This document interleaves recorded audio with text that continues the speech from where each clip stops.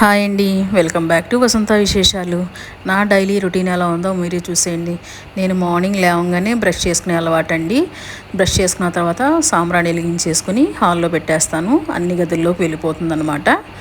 తర్వాత ఫ్రిడ్జ్లో ఉన్న పాలు తీసి కాసి కాఫీ కానీ పాలు కానీ కాస్తూ ఉంటాను అనమాట. పెట్టడానికి మిషన్లో బట్టలు వేసేసాను. ఆ మిషన్లో బట్టలు అవ్వటానికి టైం పడుతుంది కదా, ఇంకా మళ్ళీ వేరే ఏదో పని చేసుకుంటాను అనమాట.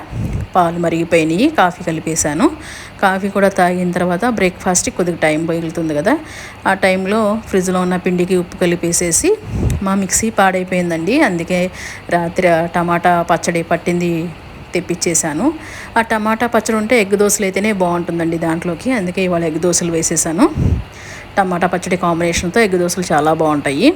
1/2 కేజీ టమాటా పచ్చడి 100 రూపాయలటండి. ఇంకా టమాటా పచ్చడితో ఎగ్ దోశలు బ్రేక్ఫాస్ట్ చేసేసాము. తర్వాత మిషన్లో బట్టలు కూడా అయిపోయినాయి, అవి బయట ఆరేసేసి ఇంకా వంట పని కూడా స్టార్ట్ చేద్దాం అనుకున్నాను. వంట ఈరోజు ఏం చేశానంటే ఫిష్ ఫ్రైను మిరియాల చారు పెట్టాను అనమాట. ఆదివారం ఫిష్ తెచ్చాను కదండి, దాంట్లో కొన్ని ముక్కలు తీసేసి ఉంచాను. దానికి ఉప్పు, పసుపు, కారం, అల్లం పేస్ట్ రాసేసి ఫ్రిడ్జ్లో పెట్టాను ఆదివారం నాడే.